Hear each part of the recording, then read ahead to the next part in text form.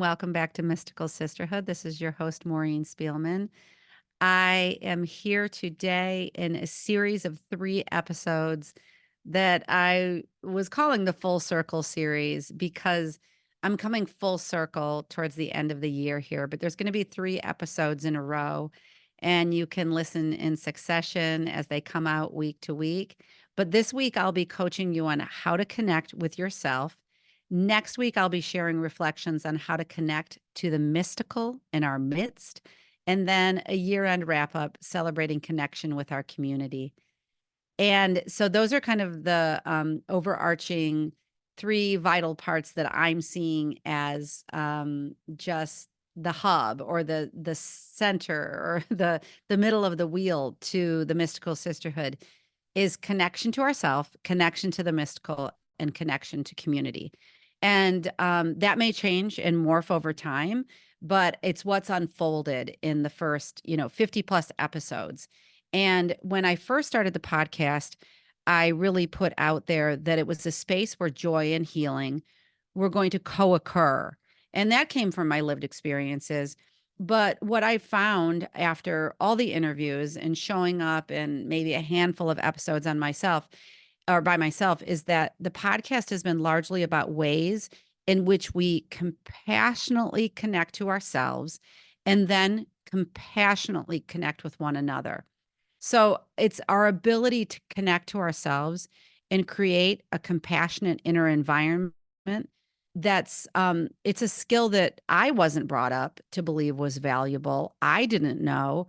Maybe I felt it in other people, or I resonated when someone highly valued that, but it wasn't, part of my school experience. I think that schools are trying to incorporate it more these days because we see it as such a need, but I'm seeing it as a leading edge skill, one that we are learning as adults, how to be compassionate with ourselves.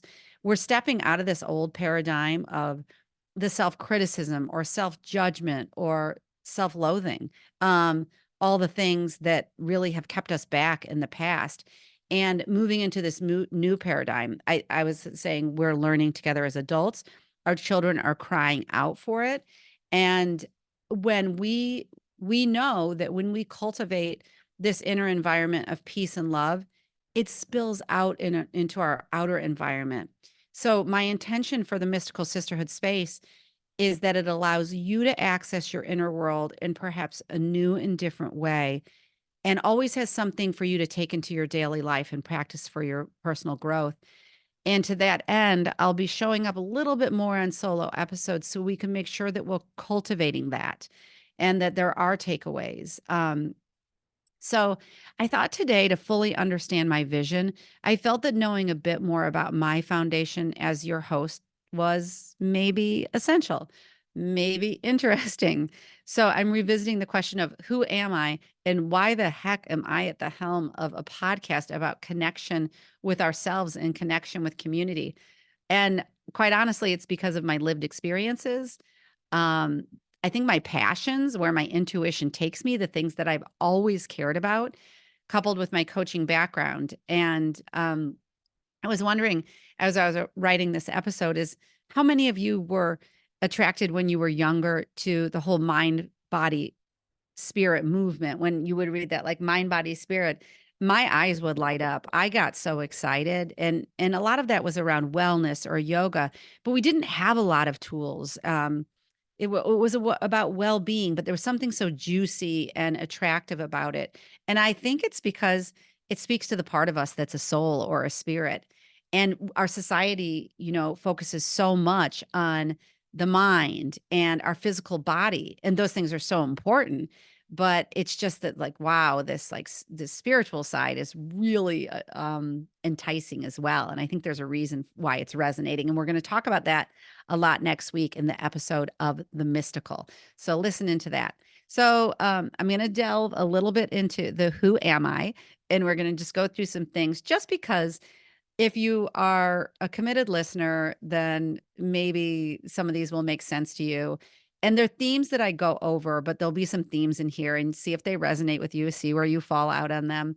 But first of all, I lead with the fact that I am a child of loving parents who raised 6 children and did the best they could, and at the same time, as so many of us who go into parenting, they were not well equipped to provide what I needed as a child. I'll speak from my own experience, and the connection and the intimacy and um, just knowing that I was seen and being witnessed and I was important and all the things. And so I will say thank you to them. They've both passed. But that's a big part of my story because I think that I always cared so deeply, and it's why I studied conscious parenting too, is that I care deeply about children's experiences because I was so sensitive as a child and empathic, and I think I picked up on these things really early on. Interestingly, my studied profession was speech language pathology. And I think that everything, and Susan Lucci talked about this in the episode on celebrating your purpose, is that um, I think it was not to become a speech language pathologist. It was because studying communication, connection, and finding one's voice became so important to my life's work. I'm a mom of 3 beautiful young adults who are my greatest teachers.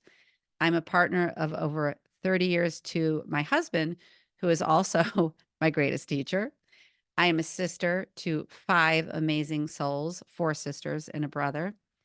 And I'm a woman on a path of finding her voice while healing past wounds, a woman like you who has had her fair share of losses, perhaps different, perhaps similar, but that brings tears to my eyes because I know that our shared experience is having had challenges in our lives that are here for us to tend to just surround ourselves with the most deep, loving hugs and understandings and immerse ourselves, I think, in teachings that help us understand the place of those things in our lives and find ways to nurture and nourish ourselves. I went through surgery, chemotherapy, and radiation in 2018 and 19 for breast cancer, and I walked away a completely different person. And that is part of why I'm sitting at the helm here today, because I don't know if I ever would have done this had I not gone through those things. Not that you need to in order to create something that's really meaningful for your life at all, but that's part of my story. I'm a coach trained in several modalities, conscious parenting, and I think soul care coaching being the most relevant. I consider myself a visionary, and one of my main purposes is to spread light within the world. I absolutely love the coaching aspect of what I do, and I love the mystical, and I love being in community and in our shared sisterhood. And I've been working with healers and intuitives for years, and I love learning more about myself through the mystical realm. We're all so connected to the mystical side of things, the mystery, the awe, the magic, and ancient ways of practicing ritual and newer ways of tapping into our strength and wisdom. Hey, I'm all in. I want more of that because I think it makes life juicy. I think it makes it fun. It puts meaning and relevance to what I do on a daily basis. So there's so much more, but I wanted to give you that background just to give you that taste of why I'm here. As for you, I invite you to create your I am statements. I didn't even create things, other soulful things about who I am, but those are just a little bit where I came from and why I'm here. So I cultivate your own I am statements, and maybe we can make some beautiful art from them too. All of the questions or, offerings I make today will be in the show notes for you to reflect on and journal whenever it's convenient to you, or ponder when you're taking a walk with the dog. Um, Share with me on Instagram. That's where you'll find me hanging out, social media wise, at Maureen Spielman, or on Facebook. I have a free Mystical Sisterhood Facebook group that's in the show notes too. See the link to join. So I think one of the reasons why I became a coach, or call it what you will, a soul care coach, I think it lies in the fact that is a guiding principle of mine is that I wholeheartedly believe in the possibility of change. And when I hear, out in the ethers, someone say something about they'll have it for their whole life. And I'm not talking about physical maladies, but I'm talking about ways that they identify maybe with their personality. They'll never change. I have something in my being that's like, I don't believe it. I believe in the possibility of change. I've experienced it in my own life. I've seen it with my relationships with my children. I've seen it in my clients. And I want to note that Susie Lula, my teacher, mentor, friend, always says, your own transformation is your greatest credential. And I'm here as a lived experience to the colossal change that's possible within oneself. I won't go into the backstory of everything that I used to carry, from shame to guilt to, just immense criticism of my body, just to so many things where I've been so interested in how can I heal that, because it just felt so heavy and something that I couldn't move through, that I was on this eternal pursuit to figure out how that could be done. And I don't think I would have pursued life coaching if I didn't hold that possibility for my clients. And that being said, if you haven't had a chance to listen to Susie Lula and my podcast, it was episode 4, You Are Worthy, and it's a great one to link back to. Um, yeah, I think that, I mean, I want to say I think I connect with people easily, but I didn't realize that coaching was a possibility for me. I really had some conditioned things that thought like you have to go back to school in order to work with people. But it turns out that this avenue for me was a perfect fit. And I hope that's a model for other people, in ways to think that there are many ways in which to discover the things you want to do. The sky's the limit. And more than ever, people are at this sort of like a game, I'm going to say, or just taking the opportunity to create what, they never thought was possible. As long as it's like a shift in perspective, when you start to think like, oh, could someone suggest to you, oh, did you ever think? And you take what they say and you say like, wait a minute, I no, I never thought that. And maybe for me, the question about like, oh, did you ever think about being a coach, from, my dear friend Alicia House, was one that hit me out of left field, and I never thought I could be one. But I think it's so interesting when someone plants the seed for us, and I hope that that's what this podcast is for you, is like a planting seed for what you can become and what's next for you, because hey, I want to hear it. I think that there's so much possibility. Um I think I allowed myself to look into new avenues, and I learned to excel at something in midlife, and I think that's really important. So, I've mentioned my studying. I won't go into that, but I'm just a lifelong learner. So I wanted to kind of offer like what my coaching looks like. I feel like I have a unique lens through which I see my client, and I guess any coach out there really does. But I really believe that you hold all the wisdom in yourself, and I'm a master guide and hopefully facilitator for you to lead you back to your truth, your light, and your essence. And I was laughing because I was kind of thinking like, my God, this should be a class in college, if not high school. Um, I really, I've said this during the podcast. I believe that my clients, individuals I meet, are so uniquely encoded with their own gifts and what is going to be true for them. And so that's why like studying different modalities like I have is really helpful, because what is right for one client might not be right for the next. And some clients want to go into their emotional world and go back, and some want to work on, spiritual, like bringing more universal principles into your life, like how is life for me? Why is this here? What am I'm here to experience this as one of my soul's lessons. So there's different ways, or reasons people come. But I was conditioned to think, I really was when I was young, that there was one way to go about doing things. And I'm just so open to infinite possibilities for what will most assist a particular person. I'm not tied to what it has to be. So trying different things and going different directions while listening to what's deep within the client. The client leads me.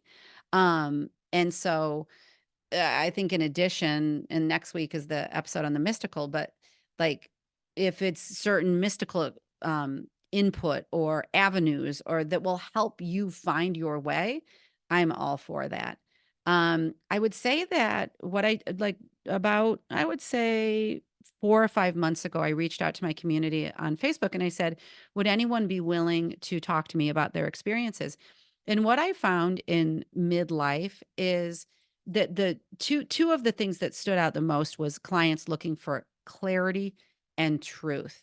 And I thought that that was really interesting because to me, part of the work I do is helping clients shift through what is your conditioning, who you were born to be, this light, this unencumbered being who took on these ways of beings that at some point in our life, I think we get older and we're just like, wait a minute, this isn't me.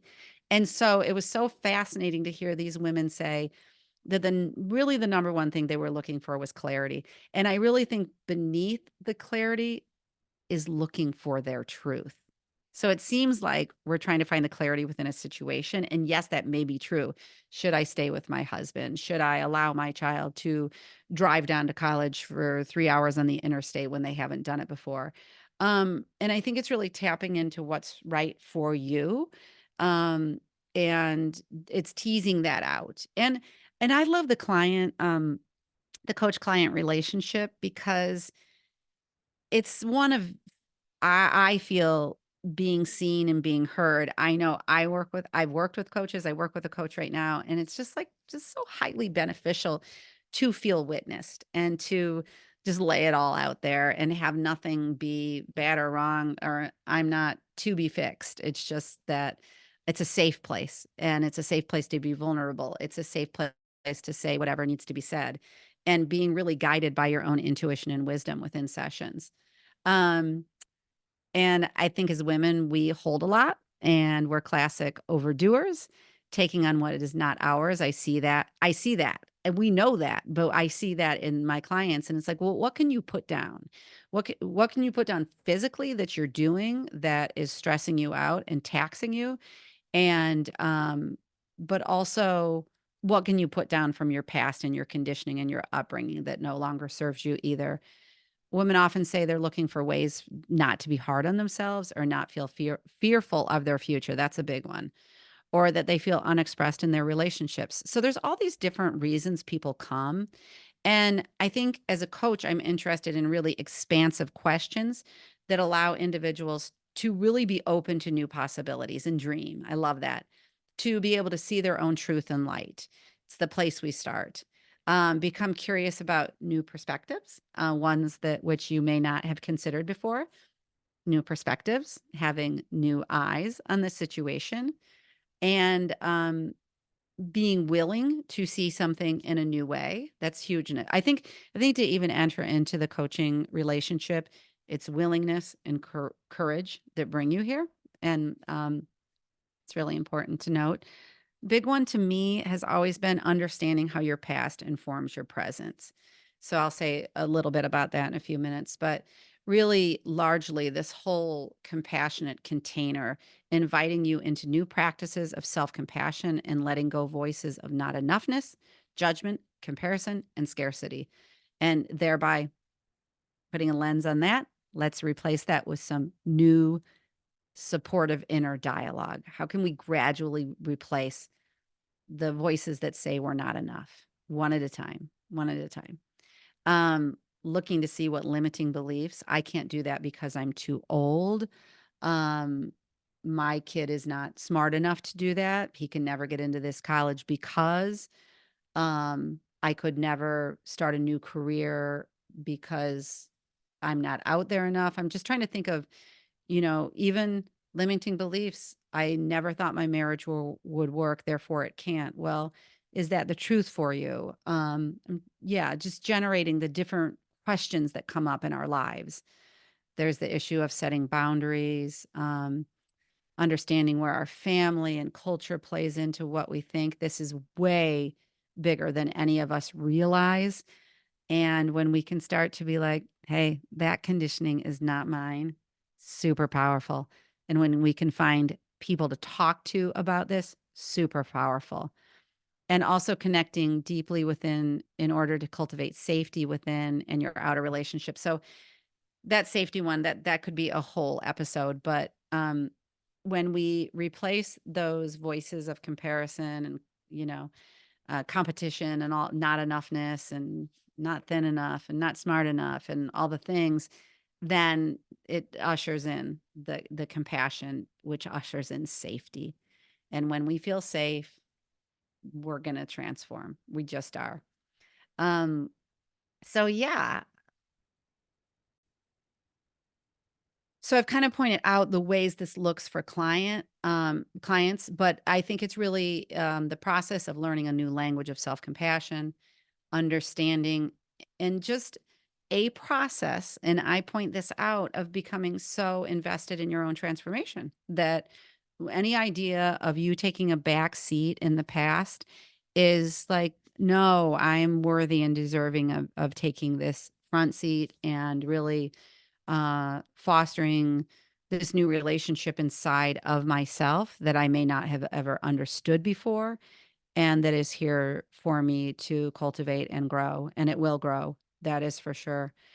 I would say that often when I ask a client about their childhood, this is an example that they'll say, "Oh, I had such a good childhood." But on deeper reflection, they might realize that even though, and I've realized this about my own childhood too, even though things looked as if they were the white picket fence, that actually there were, cracks in the surface or ways in which our needs weren't met. And it's okay. It's okay that we had childhoods like that, because it feels like the human experience to me. I've been more conscious with my kids, and there's still many cracks in the surface. So it's how to be with those things and not be hard on ourselves. Um, and know that it's okay. Know that, identifying the places in our life, like in our foundational years where we didn't have the connection and we didn't have the intimate relationships, that truly affects our um, adult relationships. And, it would be, I think, one of the ways is to go, besides cultivating compassion, is, really appreciating ourselves fully. And I talked about that just a few episodes ago, how to appreciate yourself fully. And, there are just new ways of seeing ourselves and giving grace and to our experiences. And I think, knowing that it wasn't bad or wrong and that it's here to be, brought just a new compassionate lens to.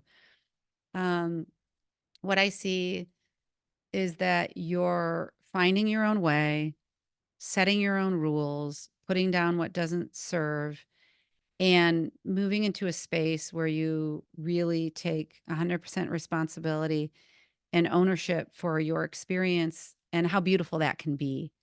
So, I'm going to wrap it up today by leaving you with some questions from my coaching that I may use with clients to consider for yourself. I'm going to put these in the show notes, so check out the show notes. I feel that they're thought provoking and lead you to consider yourself and consider new possibilities for yourself. So, the first one is, if you had a magic wand, what would you create in your life? What qualities do you seek to experience in your life? These may be things like abundance, play, fun, total health. And have these changed for you in the last few years? Reflecting on the last few years, have they changed? Did your old questions, are they being replaced with new ones, new qualities you want to live by? Perhaps it was being there for your children, and now you don't need to be anymore. They're grown. Or you realized through, the pandemic that you wanted to experience more travel or play in your life. Or maybe it's that some connections have, grown apart and you want to be more connected. You want to be in community. You want to define how your friendships are going to look. If you could change one or two things right now, what would they be? I'd be very curious to know about that. And what limiting beliefs get in the way of you experiencing the life you desire? And I guess one last one would be, what's on your heart? and what's next for you? Truthfully, we're all looking for ways to understand ourselves and form a deep connection with ourselves and our loved ones. But I think we're really, really, really looking for that deep and fulfilled understanding of ourselves. So today, that's a bit about me, my why, what my coaching entails. I believe that my past, my experiences have really positioned me well to work with individuals and groups, but to bring together this mystical sisterhood, you, my sisters, my worldly sisters, together for this connection and community. And I believe it's a cornerstone of my life's work. And I thank you for being here. If you would like to look into coaching yourself, if you're curious about it and want to have the conversation, either email me at hello@Maureen Spielman, or you can go to my website to my contact form, schedule a session for yourself. I offer a complimentary 30-minute session, or find me on Instagram at Maureen Spielman.